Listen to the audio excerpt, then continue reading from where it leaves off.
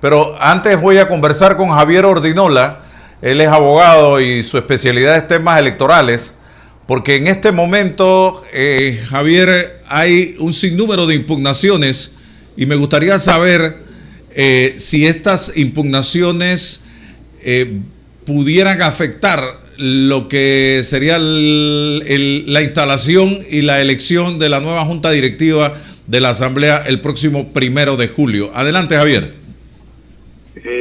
Saludos, Álvaro, buenos días. Siempre un gusto atender.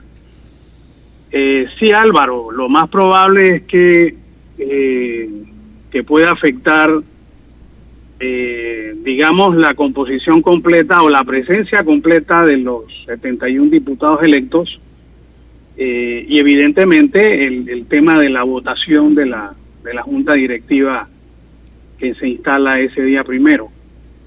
Todo va a depender, en efecto, de la cantidad de impugnaciones que a nivel de diputado puedan presentarse.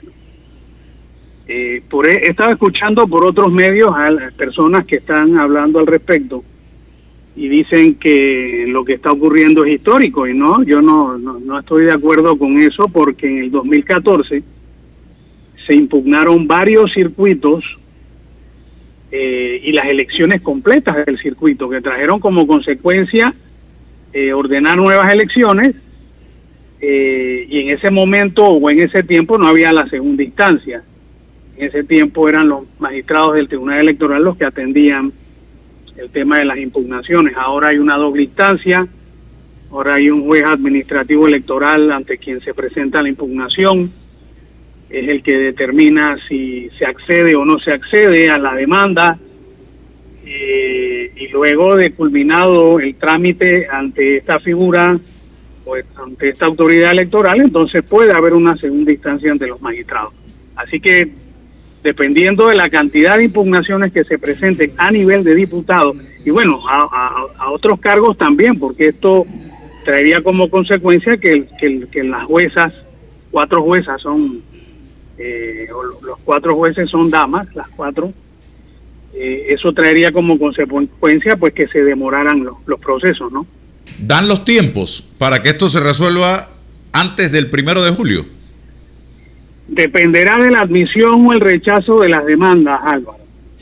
Si las demandas se rechazan por carencia de justificación, porque la demanda fue mal presentada, porque dentro del análisis que puedan hacer las juezas, ellas verifiquen que no existe un fundamento real, o que lo que se reclama no va a afectar el resultado ya proclamado por las juntas circuitales, entonces probablemente sean rechazadas. Si este es el caso, puede que a lo mejor uno que otro caso esté resuelto para el primero. Recordemos que siempre va a haber la oportunidad de presentar un recurso de apelación hasta por el rechazo de la admisión de la demanda. Eso puede ser apelado ante los magistrados, y esto siempre coge un poquito de tiempo. Rolando. Bueno, yo creo que ya veo las intenciones claramente de lo que se busca. Dígame una cosa, si los diputados que son impugnados, se lleva adelante el proceso en la Asamblea Nacional, ¿cuánto tiempo, digamos, si hay fondo, no vamos a hablar de los que no tienen oportunidad, pero digamos que hay material allí y que puede ser considerado legítimo para llevar adelante un proceso? ¿Cuánto tiempo toma esto para tener una asamblea completa con todos sus diputados, ¿no? ¿Cuánto tiempo, más o menos, calcula usted que se lleva adelante un proceso de este tipo? Bueno, debo referirme al antecedente del 2014. En el 2014 se impugnaron las elecciones en los circuitos. Imagínense ustedes, Las Tablas, Chitré, Santiago, David, Aguadulce, Penonomé, Boquete, En fin, se impugnaron varios circuitos casi completos. Creo que la única excepción fue el circuito 7-1 en Las Tablas, en donde solamente se impugnaron 15 mesas. Pero todo el resto de las impugnaciones fueron totales, o sea, afectaba toda la elección y por consiguiente la proclamación que hubo de los candidatos. Como en aquel tiempo la mayoría de las impugnaciones se fundamentaban por el uso indebido de los recursos del Estado, las impugnaciones iban dirigidas específicamente a algunos candidatos que en las audiencias se comprobó que habían usado recursos del Estado para sus campañas electorales. Hubo forma de poder rescatar a quienes no estaban directamente, digamos, afectados con la impugnación. A pesar de ello, se logró que los magistrados ordenaran nuevas elecciones en la mayoría de los casos de impugnación, y como ustedes saben, esto tomó un tiempo. Claro, no son los tiempos de organizar una elección, porque se trata de repetir una elección que tiene la misma cantidad de electores. Solamente es un tema de organizar las mesas, designar las juntas, y eso puede tomar más o menos mes y medio, 2 meses, que es lo que recuerdo que ocurrió en el 2014. Lo que no me cabe en la cabeza, Rolando Lisbeica y amigos que me sintonizan a esta hora, y no lo entiendo y no lo voy a entender nunca, es como si yo impugno a un diputado, a un candidato, porque cometió ilegalidades, yo luego tengo que enfrentarme en una elección a ese mismo candidato por el que se anularon las elecciones y que se comprobó que cometió ilegalidades. Bueno, Álvaro, con respecto a eso, recuerdo perfectamente lo que ocurrió en el 14. O sea, la causal de uso indebido o el uso de los recursos del Estado para aprovecharlo en la campaña electoral, no es solamente una causal de impugnación, sino que también es un delito electoral, y es una prohibición que también deviene de la Constitución política.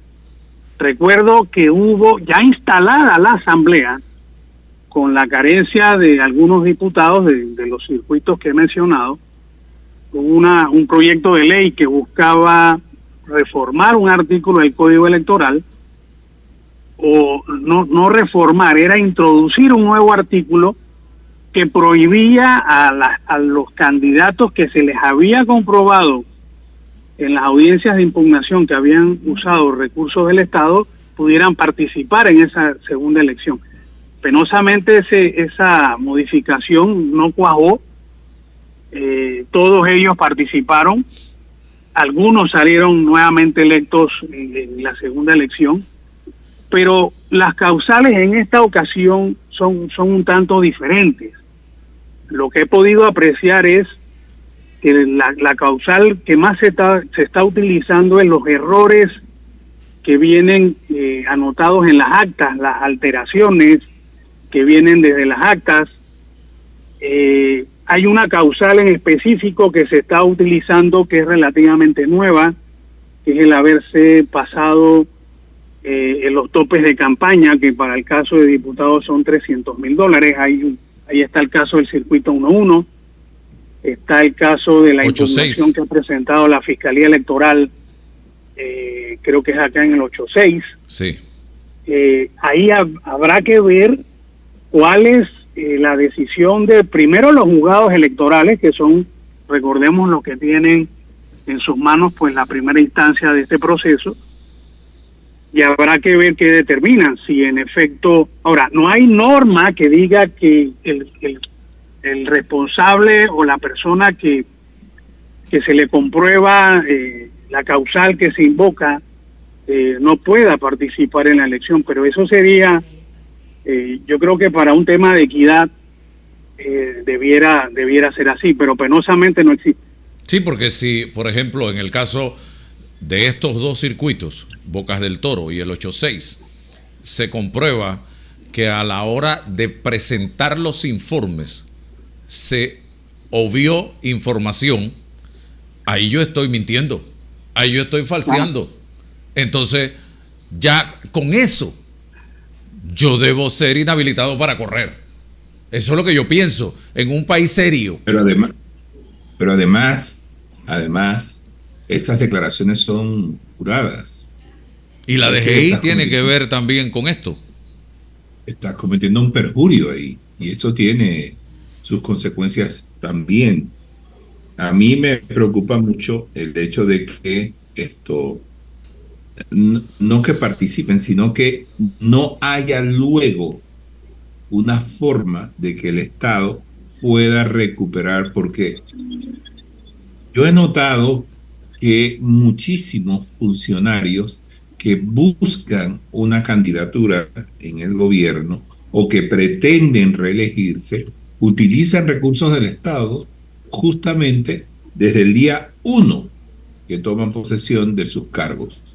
Empiezan una campaña velada, pero campaña al fin y al cabo, que tú lo vas notando. Yo he visto algunos candidatos como se ponían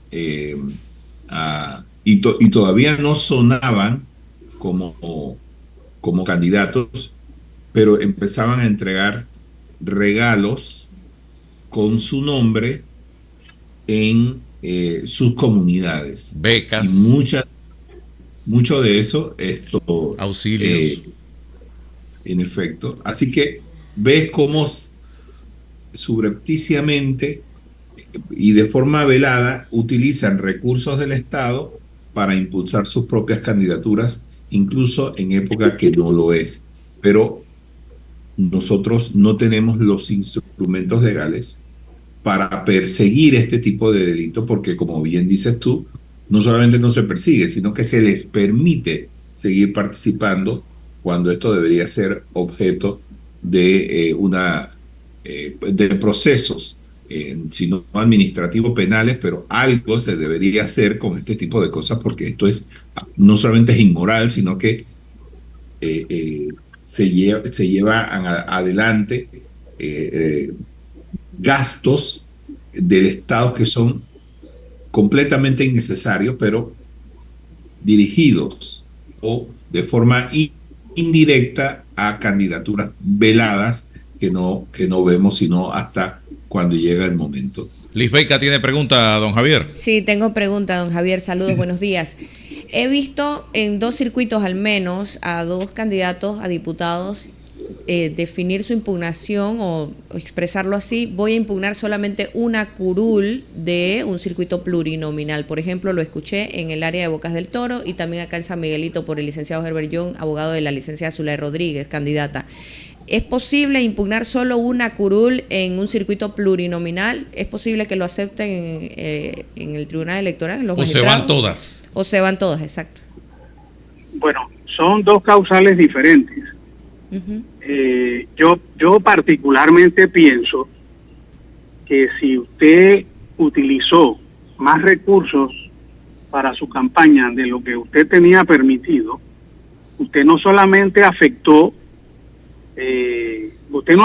una campaña en particular, usted fue desleal, una falta de lealtad en la competencia contra todos los candidatos. Evidentemente, en el caso del 1-1 hay una señora que fue la que proclamó la Junta de Escrutinio. De Cambio Democrático. Cambio Democrático, que, bueno, ella no ha presentado obviamente ningún reclamo porque ella fue electa, fue proclamada, ella no se sintió afectada por eso, evidentemente. Y bueno, en el caso ese sí pudiera solamente afectar la proclamación del señor Benicio Robinson. Y en el caso de Zulay, que impugnó. En el caso de Zulay habría que ver o analizar si en la demanda ella, entiendo que ella está indicando que hubo algunas alteraciones en algunas actas de mesa y que a raíz de esas alteraciones o de esas modificaciones o esos cambios, ella pierde la curul. Y habría que analizar en su contexto todas las actas que ella está presentando en su demanda para verificar si en efecto solamente la afecta a ella o pudiera estar afectando también la candidatura de otro candidato, valga la redundancia. En ese caso en particular pudiera afectar la asignación de alguna otro curul. Todo va a depender de las cifras de votos que sacaron los candidatos y habría entonces que revisar también la aplicación de la fórmula electoral. Yo decía, y ya para terminar, don Javier, esta mañana, han pasado 22 días después del 5 de mayo y todavía estamos en esto, producto de un sistema electoral que es el que nos lleva a esta situación en estos momentos.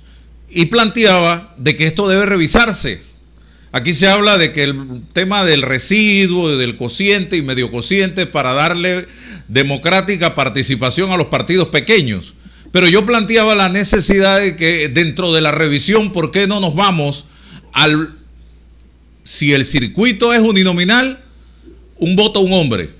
Si el circuito es plurinominal, de 2, de 3, de 4, que se pueda votar por 2, 3 o 4 en diferentes casillas o en diferentes casillas, y que se elimine el voto en plancha y que sea precisamente los más votados los que salgan electos. El caso, por ejemplo, San Miguelito, que la persona tenga la posibilidad de votar por 7 candidatos, no importa en qué casilla, y que a la hora de contar los votos, los 7 más votados sean los diputados que representen a San Miguelito. Pero aquí tenemos un voto en plancha donde la persona solo puede votar por una casilla, por los 7 o por 1 o por 2 o por 3, y eso nos tiene enredado con el tema del cociente, el medio cociente y el residuo. Yo no sé qué piensa usted.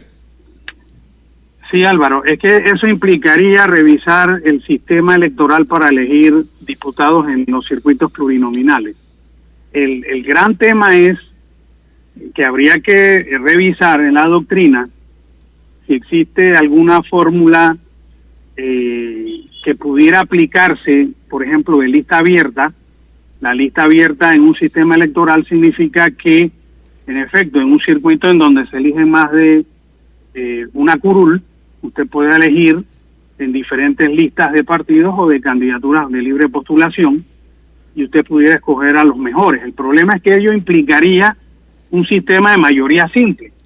Y debemos recordar que la Constitución política nos habla que en aquellos circuitos en donde se elige más de un diputado, hay que aplicar un sistema de proporcionalidad. Obviamente la fórmula que estamos siguiendo hace algunos años ya no está siendo tan proporcional como debería ser. Esto es así porque, y siempre hemos insistido en esto, que los mismos votos que sirven para adjudicar por cociente y medio cociente sirven para adjudicar por residuo, no se restan.